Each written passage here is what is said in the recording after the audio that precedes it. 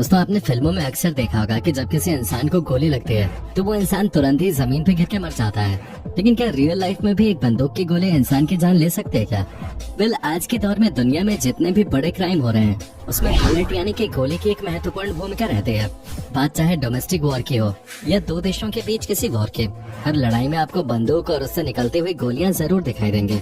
बंदूक की गोली का इंसानों के अंदर इतना डर है कि अगर किसी इंसान की कनपट्टी पर बंदूक रख दी जाए तो वो उस इंसान को तमंचे पे डिस्को करने के लिए मजबूर कर सकता है।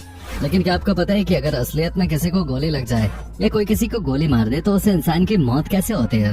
और क्या गोली लगने के बाद भी किसी इंसान को बचाया जा सकता है क्या? दोस्तों आज हम आपको बंदूक की गोली से जुड़ी हुई कुछ ऐसी अहम बातें बताने वाले हैं जो शायद ही आपने आज से पहले कभी सुने होंगे। इसलिए दोस्तों इस मजेदार और इंटरेस्टिंग वीडियो को बिना स्किप किए अंत तक जरूर देखिएगा। पर दोस्तों वीडियो शुरू करने से पहले मेरी आप सभी से रिक्वेस्ट है कि अगर आपने हमारे चैनल को अभी तक सब्सक्राइब नहीं किया है तो इसे अभी कर लें। साथ ही इसके बगल में लगे उस बेल आइकन को भी जरूर ऑन कर लें ताकि हमारी इसी तरह के वीडियोस की नोटिफिकेशंस आप तक सबसे पहले पहुंचते रहें। तो चलिए दोस्तों बिना देर किए शुरू करते हैं आज के वीडियो। दोस्तों बंदूक की गोली से इंसान की मौत क्यों हो जाती है ये समझने से पहले हमें ये समझना जरूरी है कि आखिर ये छोटी सी गोली किसी बंदूक के अंदर से इतनी तेजी से कैसे बाहर आती है कि उसके सामने वाले को कुछ सोचने और खुद को बचाने तक का मौका नहीं मिलता। दरअसल फायरिंग में इस्तेमाल होने वाली गोली के 3 हिस्से होते हैं। इसके आगे का हिस्सा जो नुकीला होता है उसे ही बुलेट कहा जाता है और यही वो चीज है जो इंसान के शरीर के अंदर घुस के उसे गंभीर चोट पहुंचाते हैं। दोस्तों ये तो हो गई गोली के सामने वाले हिस्से की बात। अब इस बीच वाले हिस्से की भी बात कर लें तो इस वाले पार्ट को केस या खोखा भी कहा जाता है।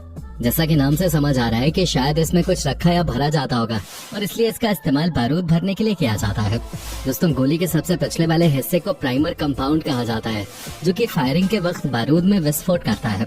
दोस्तों अगर हम आपको फायरिंग की पूरी प्रक्रिया बताएं तो असल में जब फायरिंग की जाती है तो उस वक्त गोली का खोखा बंदूक से निकलकर वहीं गिर जाता है और बुलेट बंदूक से बाहर निकल जाते हैं। दोस्तों आपको ये भी पता होना चाहिए कि बंदूक के आगे का हिस्सा जिसे बुलेट कहते हैं वो लेड या शीशे का बना हुआ होता है। अब ये लेड या शीशा क्या होता है और ये कितना ज्यादा खतरनाक होता है ये हम आपको बाद में बताएंगे। फिलहाल अब इस बात को ऐसे भी समझ सकते हैं कि गोली एक छोटे से मिसाइल या रॉकेट की तरह होते हैं। जिस प्रकार रॉकेट का आगे का हिस्सा ही काम का होता है और बाकी का हिस्सा मात्र ईंधन लेकर जाता है, ठीक वैसे ही गोली के साथ भी कुछ इस तरह ही होता है। गोली के बुलेट केस में खास किस्म का विस्फोटक पदार्थ भरा हुआ होता है जिसे गन पाउडर भी कहते हैं। जब बंदूक से गोली चलाई जाती है तो बंदूक बुलेट केस के पीछे की तरफ मौजूद एक खास बिंदु जिसे प्राइमर कहते हैं उस पर जबरदस्त प्रहार करती है। इस प्रहार से बुलेट केस का प्राइमर में लगा स्प्रिंग भी सक्रिय हो जाता है और घर्षण पैदा करने लगता है। इस घर्षण से गन पाउडर में बड़ा ही खतरनाक विस्फोट होता है जिसकी वजह से बुलेट को एक जोर का धक्का आगे की ओर लगता है। ऐसा होने पर ये बुलेट ऐसे गर्म होकर फैलता है जिससे इसकी बुलेट पर पकड़ कमजोर हो जाती है और गन पाउडर के विस्फोट के कारण बुलेट केस से आजाद होकर आगे चली जाती है। दोस्तों ये सारे जतन इसलिए किए जाते हैं ताकि बुलेट को ऊर्जा मिल सके और वो बड़ी तेजी से अपने टारगेट को हिट कर सके। शायद अब आप समझ ही गए होंगे कि पहले हम बुलेट को रॉकेट क्यों कह रहे थे, क्योंकि जिस तरह रॉकेट में पीछे फायर करके इसे ऊपर उड़ाया जाता है ठीक उसी तरह बुलेट के प्राइमर में दबाव डालकर चिंगारी पैदा की जाती है ताकि गन पाउडर में आग लग सके और बुलेट डायरेक्ट अपने निशाने की तरफ बढ़ सके। दोस्तों अब अगला सवाल ये आता है कि गोली लगने से आखिर मौत क्यों और कैसे होती है।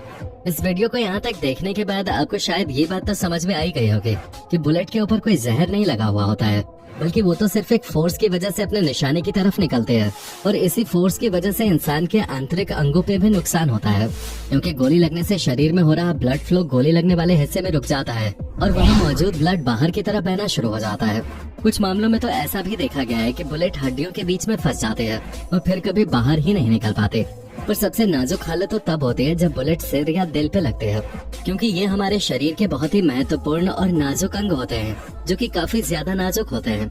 अगर इनमें ब्लड सर्कुलेशन एक भी सेकंड के लिए रुक जाए तो इंसान की मौत होने में ज्यादा समय नहीं लगेगा।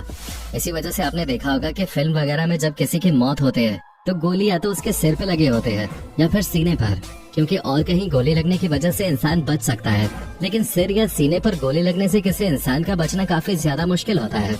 चलिए दोस्तों अब हम आपको शीशे या लेड के बारे में बताते हैं। दोस्तों ये एक बहुत ही जहरीला पदार्थ होता है हालांकि इससे मौत होने की संभावना कम होती है। वैसे आपको बता दें, अगर किसी इंसान की गोली लगने की वजह से मौत हुई है तो उसकी मौत के कई रीजन हो सकते हैं।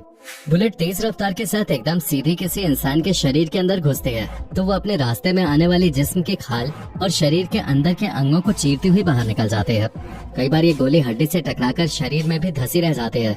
ऐसे में गोली लगने पर शरीर से खून निकलना शुरू हो जाता है और ज्यादा खून बह जाने पर इंसान की मौत भी हो जाती है।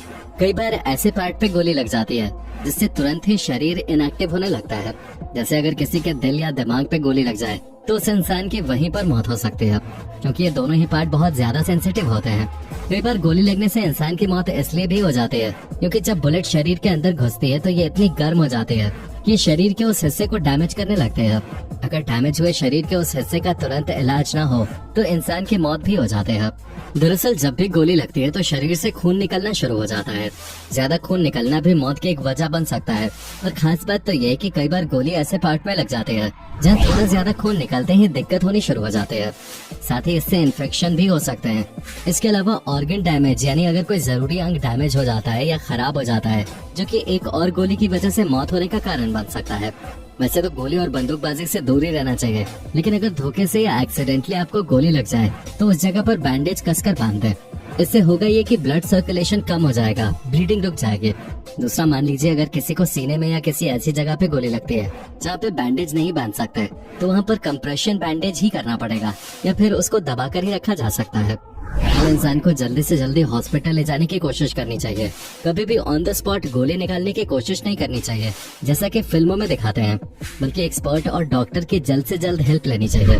दोस्तों, ये बंदूक की गोली भले ही बहुत तेज रफ्तार के साथ बंदूक से निकलते हो, लेकिन क्या आपको पता है कि बंदूक के अंदर से बहुत तेज रफ्तार से निकलने वाली इस गोली की रफ्तार को 10 पानी से भरे हुए गुब्बारों की मदद से कंट्रोल किया जा सकता है। जी हाँ दोस्तों, आपने बिल्कुल सही सुना। ये एक्सपेरिमेंट सुनने में शायद आपको अजीब और इम्पॉसिबल लग रहा हो, पर ये सच है और ऐसा हो भी चुका है। असल में हुआ यूं कि एक शख्स ने बंदूक की गोली की रफ्तार को रोकने के लिए 10 पानी से भरे हुए गुब्बारों को एक लाइन से टांग दिया और कुछ दूरी से इन टंगे हुए गुब्बारों पर गोली चला दी।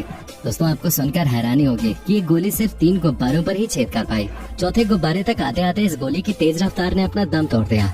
इस एक्सपेरिमेंट के बारे में जानने के बाद आप ये मत सोचने लगिएगा कि आपको भी इस तरह का कोई एक्सपेरिमेंट करना चाहिए, क्योंकि ये काफी ज्यादा खतरनाक और जोखिम भरा काम हो सकता है। तो दोस्तों, आज के इस वीडियो को देखने के बाद आपको ये अच्छी तरह पता चल गया होगा कि आखिर बंदूक की ये छोटी छोटी गोलियां बनती कैसे हैं और इन छोटी गोलियों के लगने की वजह से आखिर कैसे किसी की भी मौत हो सकती है। उम्मीद है दोस्तों कि आपको आज की हमारी ये वीडियो पसंद आई होगी। अगर आपको वीडियो पसंद आई हो तो इसे लाइक और शेयर जरूर कीजिएगा। साथ ही इस तरह के वीडियोस रोज देखने के लिए हमारे चैनल को सब्सक्राइब करना बिल्कुल ना भूलें। वीडियो देखने के लिए धन्यवाद।